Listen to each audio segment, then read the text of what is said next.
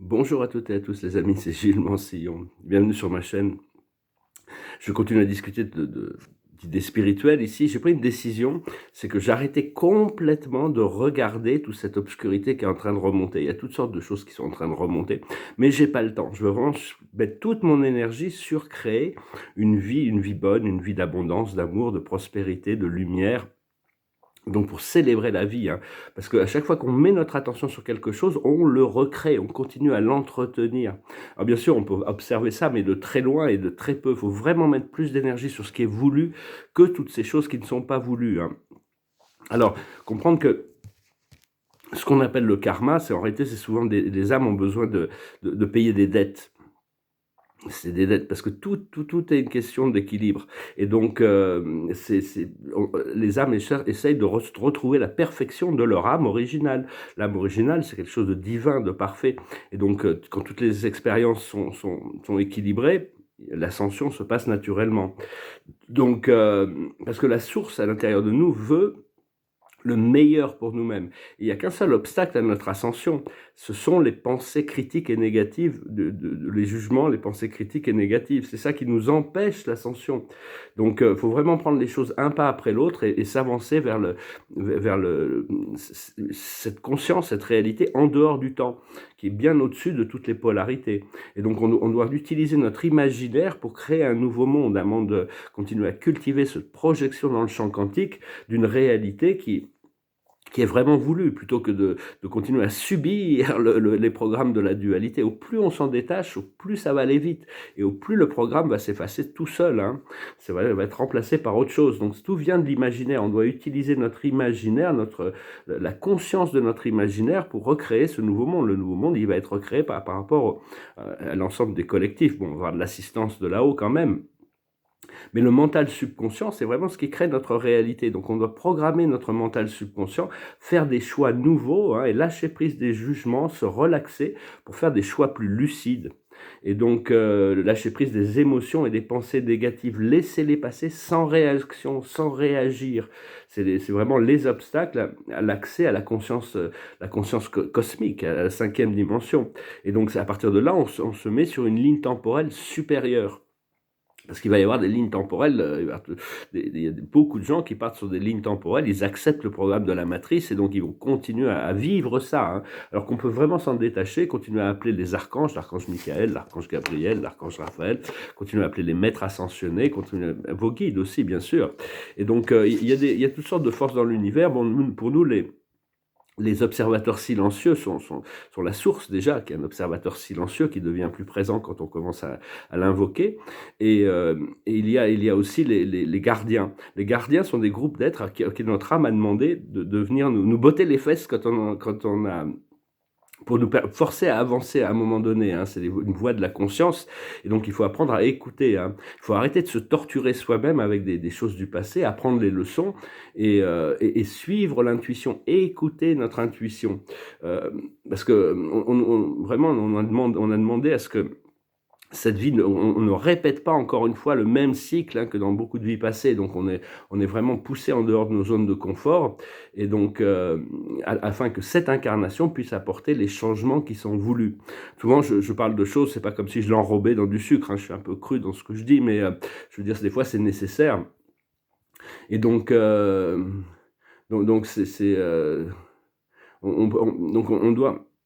doit accepter de faire face à notre passé. Excusez-moi. Les mémoires du passé ont besoin d'être harmonisées. Elles ont besoin d'être harmonisées. Tant qu'elles ne sont pas harmonisées, tant qu'on n'a pas fait la paix, on n'a pas pu pardonner, on n'a pas pu guérir un traumatisme. La seule manière, c'est de faire face à ça, de l'accepter, d'utiliser la lumière pour transmuter ces énergies. Elles vont revenir.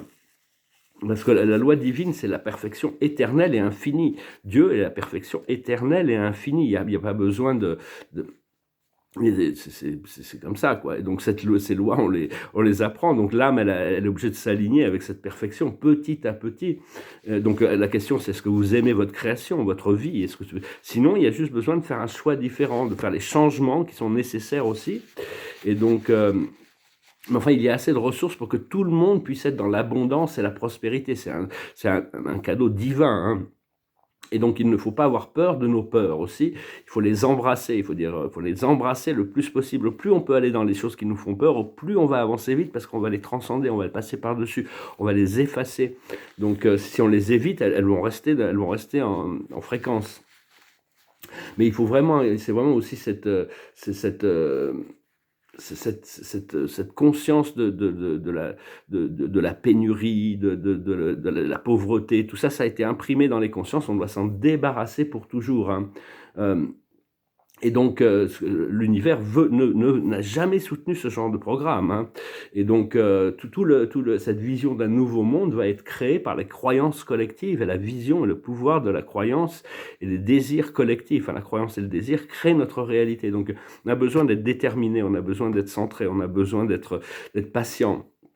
Et parce que bon, c'est l'humanité, il est très content d'être traité comme des animaux. Alors il va continuer à être traité comme des animaux, hein, alors que bon, ça n'a jamais été approuvé par le monde spirituel. C'est juste qu'il y a le libre arbitre. Donc c'est vraiment, on doit sortir de ça, apprendre à s'aimer soi-même et à aimer la vie, le collectif dans son ensemble.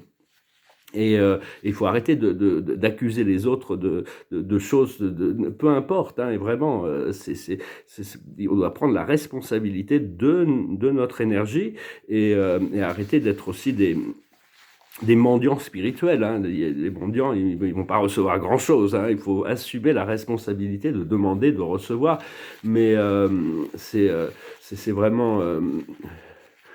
ce que l'on donne, on le reçoit. On est dans un univers magnétique. Il y a besoin de produire une énergie pour en recevoir. Et donc, l'univers a besoin de votre énergie positive pour créer cette énergie positive. C'est juste une question de réciprocité. Le nouveau système sera sur la méritocratie, parce que bon, même si l'amour de Dieu est gratuit, donné à tous, puisqu'il est éternel, infini, il est partout, il est tout, l'évolution de la conscience se fait parce que l'on produit nous-mêmes, hein. C'est pas, Dieu n'apprend pas les leçons pour nous. Et donc, parce que la sagesse, c'est pour ceux qui sont riches spirituellement. C'est pas pour les mendiants. Il y a beaucoup de gens qui, comme ils vont à l'église, ils ont une vie complètement décadente. Ils vont à l'église, je fais ma confession, dites 3 Notre Père, hop, ils ressortent de l'église, ils refont les mêmes erreurs. Ah non, mais je suis pardonné, ça va. Non, il y a besoin d'un équilibre d'énergie, d'assumer les responsabilités, tout en étant patient et s'aimer soi-même, comprendre que bon, on est juste des enfants en train d'apprendre des leçons. Mais personne ne peut vivre notre vie pour nous, personne ne peut faire le choix pour nous. Il y a pas de, ça tombe pas comme ça, tout du ciel. C'est parce que s'il y a quelque chose qui tombe du ciel, c'est parce que ça a été produit, créé, demandé. Il y a une préparation qui a été là. Il y a eu des graines qui ont été plantées. Il y a eu une cultivation. Elles ont été entretenues. Chacun doit s'occuper de son jardin intérieur. Parce que tout est juste un échange d'énergie, hein. Donc il y a quand même un sentiment de méritocratie par rapport à l'ascension. Et donc, parce qu'il y a beaucoup de dystopies qui sont proposées dans le monde actuellement, c'est un peu des dystopies, mais les gens regardent ça comme si c'est, bon, c'est pas une critique encore une fois, mais enfin comme si c'était, oh ouais, c'est drôle et tout ça, alors que bon, tous ces plans dystopiques, il faut vraiment les effacer tant que les gens les observent, tant que les gens les regardent, ça les amuse, ça va continuer. Le jour où on arrête, on dit non et c'est fini, on passe à autre chose, ça s'arrête, hein.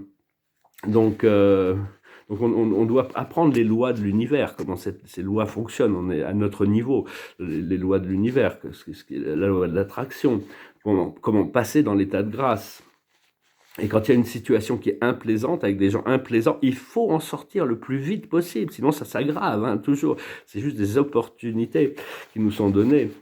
Et savoir que ce qui est à vous, ce qui est aux autres est aux autres, hein. Il n'y a pas de, c'est pas, ah oui, on est tous un et donc tout m'appartient. Non, c'est pas ça, hein. Il y a vraiment, faut à trouver l'équilibre et le respect du système qui est déjà en place, tout en continuant à élever comme on dit, il n'y a pas de free ride, hein, il n'y a rien de gratuit. La vie, la seule chose qui nous est donnée gratuitement, c'est le pulse de notre cœur et le fait de pouvoir respirer gratuitement. Sinon, tout le reste...